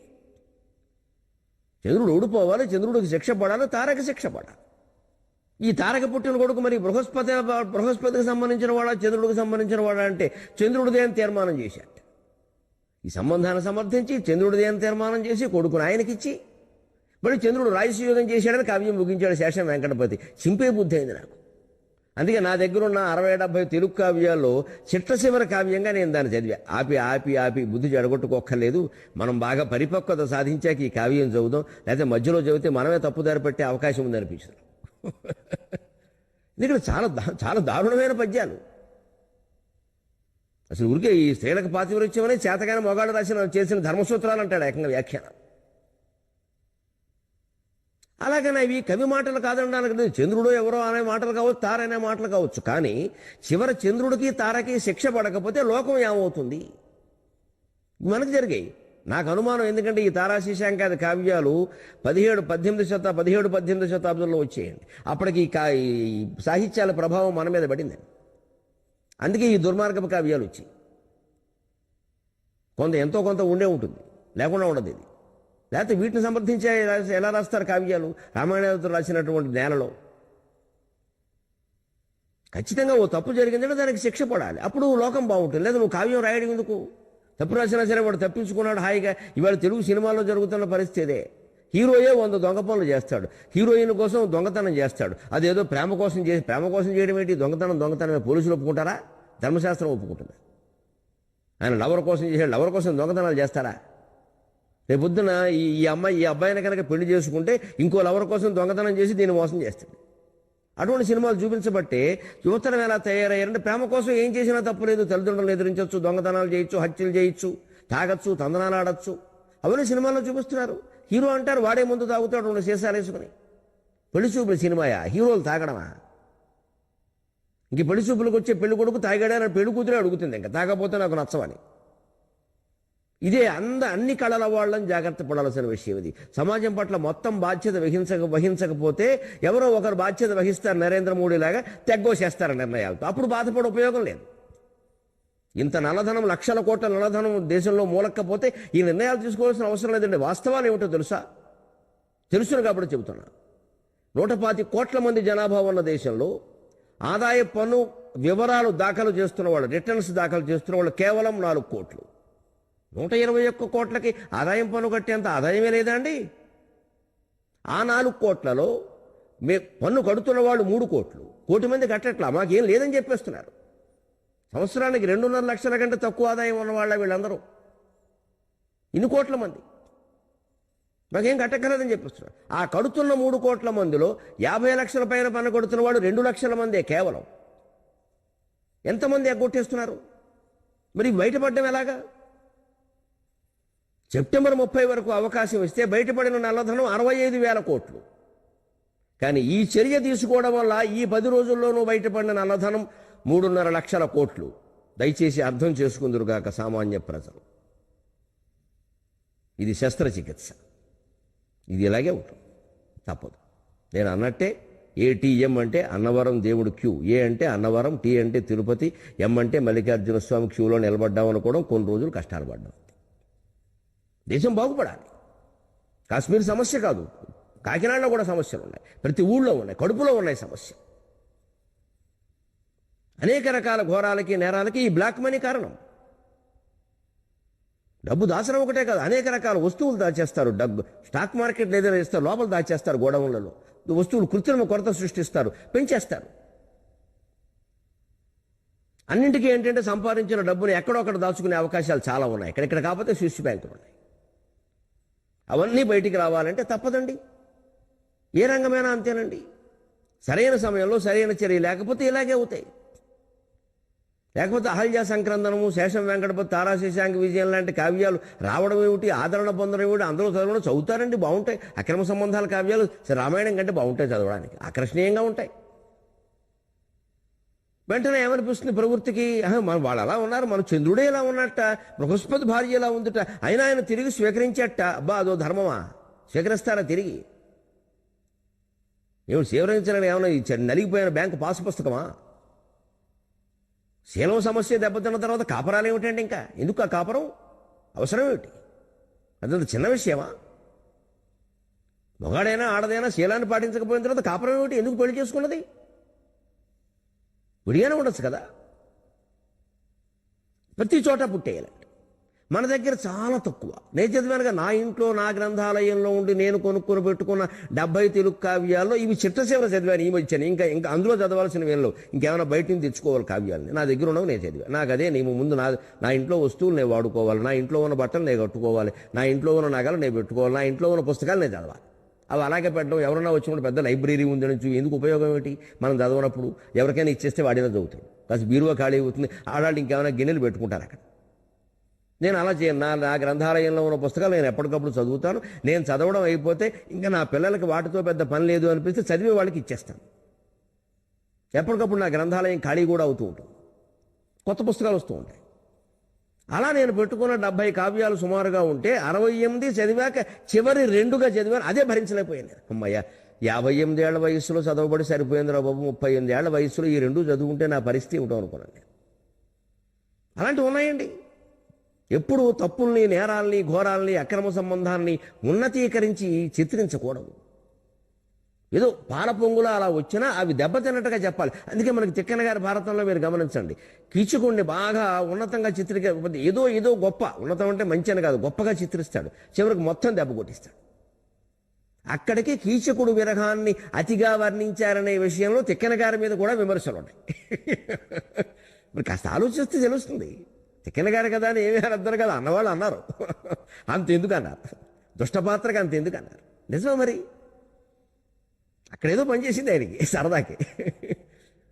అదే భీముడు శృంగారం అయితే వేరే విషయం, అర్జునుడు అయితే వేరే విషయం, కీచకుడు దాన్ని అంత వర్ణించడం ఏంటండి అన్నారు.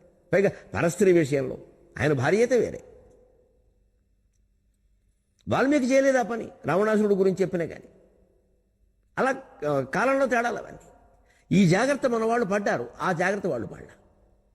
అందుకే తీయ మాటల చేదు చేష్టల తీర్చన క్రియపాత్రన, కయ్యం నెయ్యం 2 నిష్ఠగా నడిపించాడు. చాలా శ్రద్ధతో, భక్తితో, రసతత్పరుడై.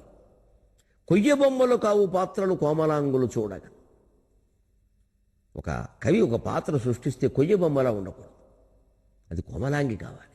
కవి పాఠకుడిని పలకరించాలి, మురిపించాలి, మరిపించాలి, సరసమాడాలి, అవసరమైతే కత్తి జడిపించాలి. అప్పుడే ధర్మానికి పాఠకుడు కట్టుబడతాడు. అలాగే ఆ పాత్ర చిత్రణ జరగాలి. కొయ్య బొమ్మలు కావు పాత్రలు కోమలాంగులు చూడగను, తీయ బొమ్మల చేదు చేష్టలు తీర్చన క్లియోపాత్రలు.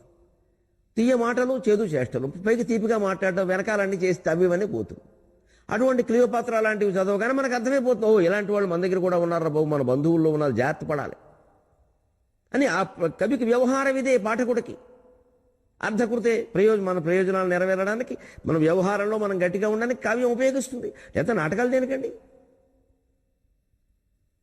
హరిశ్చంద్రుని నక్షత్రకాదులు ఎంత బాధపడ్డారో చివరికి హరిశ్చంద్రుడు విజయం సాధించబట్టి లోకంలో సత్యం స్థాపింపబడే అవకాశాలు ఉన్నాయి. దాన్ని కేవలం కళారూపంగా తీసుకుంటే డివి సుబ్బారావు గారు బాగా పాడారా లేదా, మళ్ళీ వాళ్ళ అబ్బాయి వచ్చాడా లేదా, ఇంతేనా? ఎందుకోసమైనా హరిశ్చంద్ర? ఈ నాటకాల వాళ్ళని చూసినప్పుడు కూడా మాకు చిన్నతనంలో మాకు అదే బాధగా ఉండేది. రాముడు పాత్ర వేస్తాడు, శుభ్రంగా తాగేస్తాడు వేదిక దగ్గరనే. హరిశ్చంద్రుడు పాత్ర వేస్తాడు, తాగేస్తాడు. వీళ్ళు తాగుతారు, ఈ పాత్రలు ఎలా వేస్తున్నారు? ఆ తాగితే ఏమైందండి, పాత్ర బాగా వేశాడు కదా అంటారని కొంతమంది. ఆ పాత్ర వేసేవాళ్ళు ఆలోచించుకోవాలి దయచేసి. తాగేవాడికి రాముడు పాత్ర వేసే అవకాశం, అర్హత ఉందా? మనమేమో సత్యహరిశ్చంద్రుడు, రాముడు లాంటి పాత్రలు వేయడమా, తప్పతాగి తందనాలు ఆడమా, 10 మందితో కాపరాలా, భార్యకి అన్యాయమా, ఒక్కొక్కరికి 3 4 పేర్లు చెబితే బాగుండదు కానీ. చివరికి ఈ నాటకాల్లోనో, ఈ సినిమాల్లోనో, ఈ కళారంగాల్లోనో వీళ్ళు సంపాదించిన డబ్బులను ఇలా అయిపోయాయండి. అందుకే పెద్దవాళ్ళు మా ఊళ్ళో బ్రాహ్మణులు అంటూ ఉండే, అందుకే అన్నారు రా నటబెట గాయక కుటిల వచ్చే శ్రీధురసము అని మనుచరిత్రలో చదవలేదు అబ్బాయి గరికిపాటి అని ఎవరు. నటులు, విటులు, గాయకులు, అసలు వీళ్ళు సంపాదించిన సొమ్ములు పవిత్రం కాదుట. ఎందుకంటే రకరకాల వేషాలు వేస్తారు వీళ్ళు. అలా వేషాలు వేయకుండా సంపాదించుకున్న వాళ్ళు సొమ్ము నిలబడుతుంది, వాళ్ళు మహానుభావులు. వేషాలు వేస్తే పోతుంది, ఎందుకంటే ఆ సంపాదన అటువంటిది అన్నారు. అసలు ఒక కాలంలో అయితే పల్లెటూళ్ళలో పంక్తిలో కూర్చొనిచ్చేవారు కాదు నటుల్ని, గాయకుల్ని. పంక్తి బాక్షులు అనేవారు. నన్ను మన్నింతులు కాక పూర్కే పూర్వం ఉన్న విషయం చెప్పాను, ఇప్పుడని కాదు. అక్కడ అంతలా ఎందుకు చూసేవారు అంటే ఆ వృత్తులు మనిషి చెడిపోవడానికి దారితీస్తే తప్పితే బాగుపడడానికి కాదు. అలా చాలా జరగడం మనం చూస్తున్నాం ఇవాళ సినిమా రంగంలో కూడా. సాయంత్రం వేసరికి తాగి తందనాలు ఆడతారు, సినిమా రంగంలో బ్రహ్మాండమైన పాత్రలు వేస్తారు, అక్రమంగా సంపాదిస్తారు. ఎక్కడెక్కడో పెద్ద లేఅవుట్లు, స్టే అవుట్లు, స్థిరాస్తి వ్యాపారాలు పెట్టేసి దొంగ డబ్బులన్నీ దాచేస్తారు. అక్రమంగా గనులు కొల్లగొట్టి కోట్లు సంపాదించిన వాడి ఇంట్లో పెళ్లికి వెళ్ళిపోతారు సిగ్గు లేకుండా, ఎందుకంటే వాళ్ళు లక్షలు ఇస్తాడు. సినిమా రంగంలో మనం చెప్పే పాత్రలనే నీతులు. ఎందుకు ఇవి? ప్రతి వాడు ఆలోచించాల్సిన విషయం ఇది. ఆలోచించడం.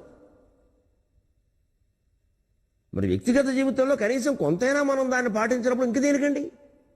అందుకే కళకళే జీవితం జీవితం అంటే బాగానే ఉంది, అంతే అంతే, కుళ్ళు కుళ్ళే, దేశం దేశమే. ప్రతి ఒక్కరం ఏ రంగంలో ఉన్నా కనీసం నిజమే ఇదివరకు ఏదో చేశాం, మనకు తెలియదు, ఇప్పుడైనా జాగ్రత్తగా ఉంది. ఇదిగో మనం చెబుతున్న మాటలు ఏమిటి, మనం వేస్తున్న పాత్రలు ఏమిటి, మనం రాస్తున్న కావ్యాలు ఏమిటి, ఇందులో కనీసం 10% మనమే పాటించకపోతే పాఠకులు ఎక్కడ పాటిస్తారు? ఎవరూ పాటించిన దానికి దేనికండి ఇవన్నీ? మాకందరికీ మేము చెప్పే కావ్యాలకి జ్ఞానపీఠాలు, నోబెల్ బహుమతులు కూడా రానివ్వండమ్మా. దేశం మారనప్పుడు నా సాగర ఘోష కావ్యం వృధా కదా. చాలామంది అంటారు పాపం కనిపించి, ఏమంటే దీనికి జ్ఞానపీఠం రావాలండి, మీకు పద్మభూషణ్ రావాలని. నాకు అవేమీ వద్దండి, ఇందులో చెప్పినటువంటి జాగ్రత్తలు మీరు పాటించండి చాలు, దయచేసి కోరుతున్నాను. తెలుగు ఎక్కువ వాడండి, నీళ్లు తక్కువ వాడండి, ప్లాస్టిక్ వాడకం బాగా తగ్గించండి. నేను కోరుకునేది ఏదండి, మీరు ప్లాస్టిక్ వాడకం తగ్గిస్తే నాకు పద్మభూషణ్ వచ్చినట్టే, మీరు తెలుగు ఎక్కువ మాట్లాడితే నాకు జ్ఞానపీఠం వచ్చినట్టే. నాకు అవేవి అక్కర్లేదండి. వాటి కోసమని కావ్యరచన చేయాలి. త్వరలో బయటపడుతుంది ఆ విషయం, దీని లక్ష్యం. ఇదే ఆశ్వాసం. కవిగా నేను కోరుకునేది అంతే. ఇవన్నీ బిరుదులు, ఏదో పెద్ద ప్రహసనాలు, ఏవో ఆర్భాటాలు, దానివల్ల నాకు వచ్చేది ఏమిటి? ఏవో 4 డబ్బులు ఎక్కువ వస్తాయి. మళ్ళీ ఎక్కడ దాచుకోవాలో సమస్య, పెద్ద నోటు రద్దు చేశారు. ఎందుకు వచ్చిన గొడవ?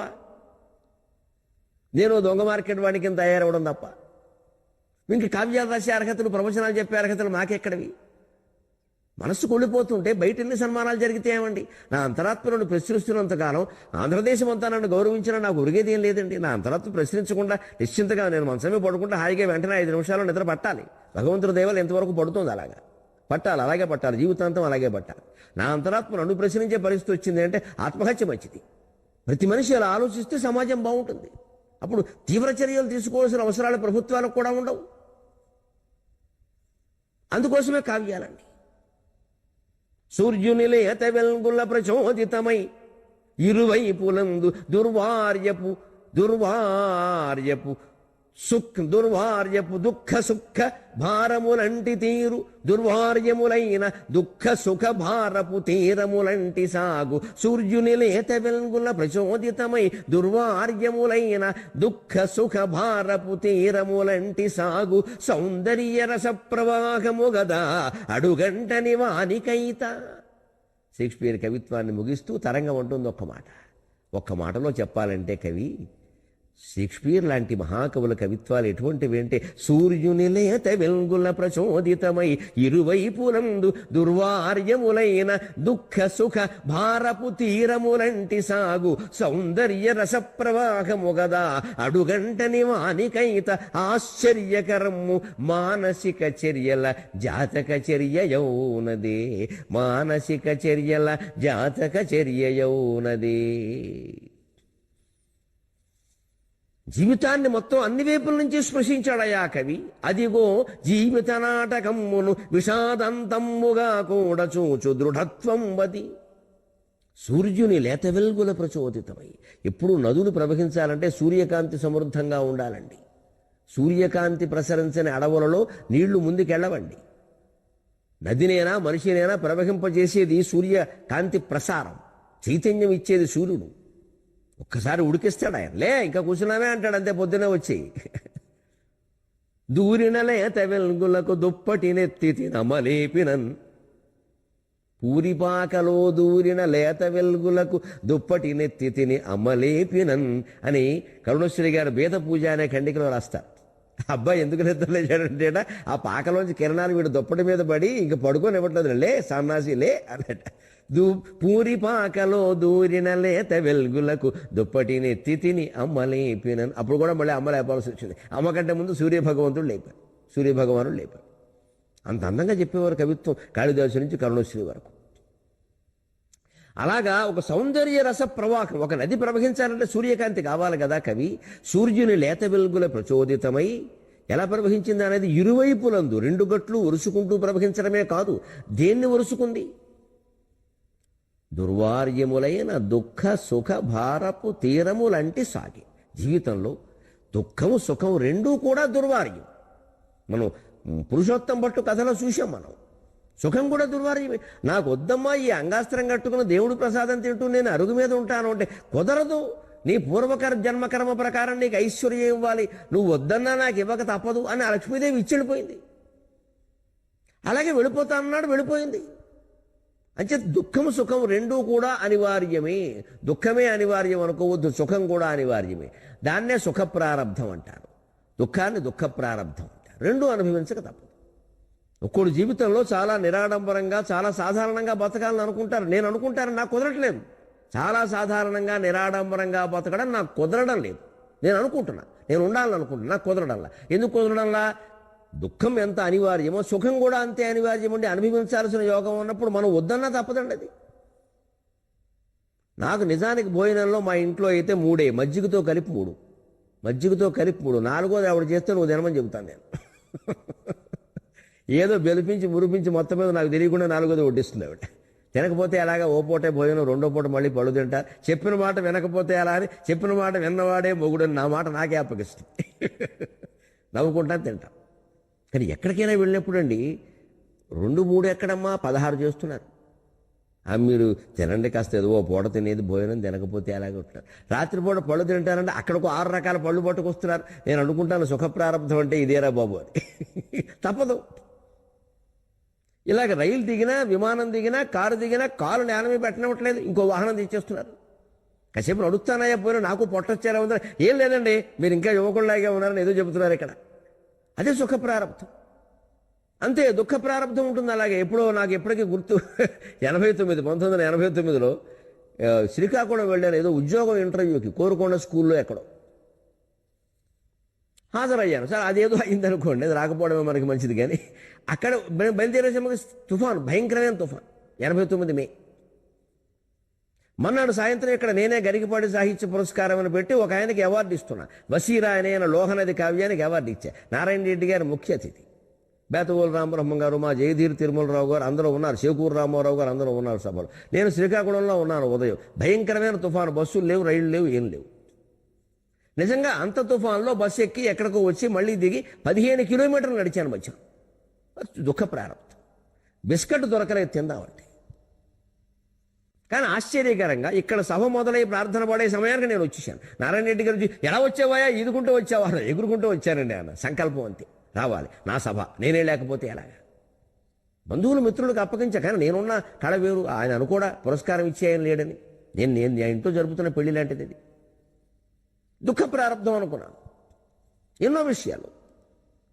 ఇవాళ సుఖ ప్రారంభం అంతే, అలాగే భరించడమే. జీవితంలో ఎప్పుడు కవి కూడా ఆ 2 పార్శ్వాలు స్పృశిస్తాడు. ఎందుకంటే జీవితంలో 2 ఉన్నాయి. మనం అలాగే అనుకోవాలి. కావ్యాలు చదవడం ద్వారా అదే తెలుసుకోవాలి. దుఃఖ సుఖ భారము తీరము లాంటి సాగు. సీతారాములు అడవుల్లో నడిచి అన్ని నానాయాతనలు పాడడం దుఃఖ ప్రారంభం. తర్వాత అయోధ్యకి వెళ్ళాలి అంటే 3 నిమిషాల్లో వెళ్ళగలిగే పుష్పక విమానం దొరకడం సుఖ ప్రారంభం. 2 తప్పలేదు వాళ్ళకి. ఈ కష్టాలు తప్పలేదు, ఆ సుఖము తప్పలేదు. వద్దంటే విభీషణుడు ఊరుకుంటాడు, వాడు బలవంతం కూర్చోబెట్టి పంపేశాడు కోతులు సహా. ఎంతమంది కూర్చుంటే అంతమంది కూర్చోడు అన్నాడు. అది సుఖ ప్రారంభం. మరి ఇదివరకు వాళ్ళు అడవుల్లో నడుస్తుంటే కాళ్ళలో ముళ్ళు కూర్చుకున్న ఎవడున్నాడు అక్కడ, అది దుఃఖ ప్రారంభం. ఈ రెండింటిని స్పృశించాడు షేక్స్పియర్. సూర్యుని లేత వెలుగుల ప్రచోదితమై ఇరువైపులందు దుర్వార్యపు దుఃఖ సుఖ భారపు తీరములంటి సాగు సౌందర్య రసప్రవాహము గదా అడుగంటని వాని కైత. ఆ షేక్స్పియర్ కవిత్వం ఎప్పుడు అడుగంట లేదయ్యా. ఇప్పటికీ చదువుకుంటున్నారు జనం. అడుగంటడం అంటే అర్థం అది. ఇప్పటికీ చదువుకుంటున్నారు. అయిపోవడం అనేది లేదు. షేక్స్పియర్ని మర్చిపోవడం, కాళిదాసుని మర్చిపోవడం జరగదండి. వాల్మీకిని మర్చిపోవడం, వ్యాసుడిని మర్చిపోవడం, విశ్వనాథ వారిని మర్చిపోవడం, శ్రీశ్రీని మర్చిపోవడం జరగదండి తెలుగు జాతికి. సాధ్యమే కాదు అది.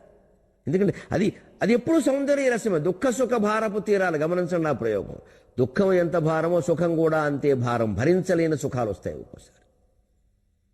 పేదరికంలో ఒక్కోసారి అప్పుల్లో ఉంటాం, ఇబ్బందులు పడతాం. ఐశ్వర్యం వచ్చి పడుతుందంటే దీని ఇల్లు బంగారంగానే మన దోషుళ్ళు కాదండి, మన వాకిళ్ళు పట్టవండి, అంత వచ్చేస్తుంది. ఎందుకు ఇస్తారో తెలియదు. ఇదివరకు అదే చెయ్యి చాపితే వచ్చింది లేదు. అంతే ఒక యోగం. ఈ 2 భరించడం కష్టమే మనిషికి. సుఖాన్ని భరించడం కూడా కష్టమే. అందుకే జీవితాన్ని సౌందర్య రస ప్రవాహంగా భావించాలి. దానికి సుఖం ఒక తీరమైతే దుఃఖం ఒక తీరం. ఈ రెండింటినీ ఒరుసుకునే సాగుతుంది. సుఖంలో ఉన్నప్పుడు దుఃఖం మర్చిపోవద్దు. ఎందుకంటే నీటికి ఈ గట్టు ఎంతో ఆ గట్టు అంతే. 2 గట్లు లేకపోతే నదే కాదు, అది సముద్రం అవుతుంది. దాంట్లో ఏముందో దానికే తెలియదు, మనకేం తెలుసు. లోతుగా ఒకటి ఉంటుంది, పైకి ఒకటి కనిపిస్తుంది. జీవితం సముద్రం కాకూడదు, నది కావాలి. దానికి ఒక క్రమశిక్షణ ఉండాలి. గట్లు ఒరుసుకుని పారాలి. అవి సుఖ దుఃఖ తీరాలు కావాలి. ఆశ్చర్యకరము మానసిక చర్యల జాతక చర్యే ఉన్నది. నిజానికి మనిషి మనస్సు చేసేటువంటి చర్యలు ఉన్నాయే, మనోవిశ్లేషణ అంతా ఆ కవిత్వంలో ఉంటుంది. ఆ మొత్తం జాతకాలను తెచ్చేసాడు ఆయన. ఇగో మనుషులు ఎలా ఉంటారు, అన్నగారు ఎలా ఉంటాడు, తమ్ముడు ఎలా ఉంటాడు, రాజు ఎలా ఉంటాడు, రాణి ఎలా ఉంటుంది, వాడి తమ్ముడు ఎలా ఉంటాడు, వాడు కొడుకు ఇలా బాధపడతాడు, ఇవి ఇలా జరుగుతాయి, ఈ పాత్రలు ఎలా ఉంటాయి, ఇలా పైకి తీయ మాటలు చెప్తారు, వెనకాల గోతులు దవ్వుతారు, ఈ పాత్రలు మీ మీ మీ జీవితాల్లో ఎన్నున్నాయో చూసుకోండి అని ఇటు కాళిదాస్ అయినా అటు షేక్స్పియర్ అయినా మనకు చెప్పారండి. మనం చూసుకోవాలి. ఇక్కడే ఇంకొక మాట చెబుతోంది. కవితారంగంలోనూ కళారంగాలలోనూ ఉండే వాళ్ళందరికీ ఒక విశ్లేషణాత్మకమైన మాట ఇది, మనం గ్రహించాలి. ఈ కవి భాగ్యవంతుడు సుమి, ఈ కవి భాగ్యవంతుడు సుమి, మరే కవియున్ బ్రతికుండి ఇట్టి సుశ్రీకతనందలేదు. కవి షేక్స్పియర్కి భాగ్యాలు పట్టాయి, అందరికీ పట్టాయి అనుకోకు. కవిత్వం వల్లే అందరికీ భాగ్యం పడుతుందనే భ్రమలోకి రాకండి. ఈ కవి భాగ్యవంతుడు సుమి, మరే కవియున్ బ్రతికుండి ఇట్టి సుశ్రీకతనందలేదు. ఒడిసీ కవి హోమరు జీవితంబునన్ నూకలు లేక బాధపడి, ఒడిసీ కవి హోమరు జీవితంబునన్ లేక బాధపడి, నూకలు చెల్లినయంత లోకులే ఆ కవి దేహమందు తమ హక్కులకై రణమున్గొనర్పరే. ఈ కవి భాగ్యవంతుడయ్యా. కానీ అందరు కవులు ఇలాగే అదృష్టం కలిసి వచ్చింది, అందలాలు ఎక్కాలని అనుకోవద్దు. అష్టదిగ్గజాలకి మన తెలుగు సాహిత్యంలో పట్టిన భోగం ఇతర యుగాలలో ఇతర కవులకి పట్టలేదండి. వాళ్ళ అదృష్టం కృష్ణదేవరాయల కాలంలో పుట్టడం. మిగిలిన వాళ్ళు కొంతమంది ముష్టిదేవరాయల కాలంలో పుట్టారు, వాళ్ళ కర్మ ఏం చేద్దాం. మంచిది, మనకేదో వాళ్ళ కవిత్వం చెప్పినంత మాత్రాన వాళ్ళకి పట్టే యోగాలన్నీ మనకి పడతాయని కూడా పొరపాటు. అలాగే యోగం పట్టిన వాడల్లా ఇంత అందమైన కవిత్వం చెబుతాడని కూడా మరో పొరపాటు. అన్ని అనిశ్చితాలే జీవితంలో అలాగే ఉంటాయి. జగత్తే అనిశ్చితం, ఎందుకంటే జగన్ మిథ్య, అది అనిశ్చితం. జీవితాలు కూడా అనిశ్చితంగానే ఉంటాయి. దానికి సిద్ధంగా ఉండాలి మనస్సు. ఇదేదో నిశ్చితం అనుకోవద్దు. భగవంతుడు ఒకటే నిశ్చితం, ఆత్మ నిశ్చితం, జగత్తు అనిశ్చితం. ఆత్మ శాశ్వతం, జగత్తు మిథ్య, ఎప్పటికప్పుడే మారిపోతుంది, ఎలా ఉంటుందో తెలియదు, కాబట్టే మిథ్య అన్నారు. దాన్ని ఆశ్రయించుకుని ఉండడానికి వీల్లేదు, దాన్ని అవగాహన చేసుకోవాలి. కానీ జీవితానికి మూలమైన లోకాన్ని ఎప్పుడు ఆశ్రయించొద్దు, అవగాహన చేసుకోవాలి. జీవితం ఎప్పుడప్పుడు వదిలిపోతుంది, జగత్తంతా వదిలిపోతుంది. ఆ అవగాహన చేసుకుంటే ఆ వదిలిపోవడానికి సిద్ధంగా ఉంటాం. అందుకని దాన్ని పట్టుకుని వేలాడకూడదు. కానీ ఆత్మతత్వాన్ని అర్థం చేసుకోవడానికి లోకాన్ని మించి, జీవితాన్ని మించి మరో ఆధారం లేదు. ఈ కవి భార్య పట్టి బతికాడయ్యా. మరి ఏ కవిజన్ బ్రతికుండి ఇటు సుశ్రీకతనంతలేదు. మరో కవి వాడికి ఇంత భాగ్యం పట్టలేదయ్యా. నిజానికి చాలా బాధలు అనుభవించిన కవులు ఉన్నారు. ఆశ్చర్యకరంగా ఉంటుందంటే, ఎవరా కవి, ఏమా కథ, వినడానికే కష్టంగా ఉంది అన్నాడు కవి. 23:30 గంటలు ఆగవయ్యా, తెలుగులో మాట్లాడవయ్యా అంది తరంగం. సెలవు.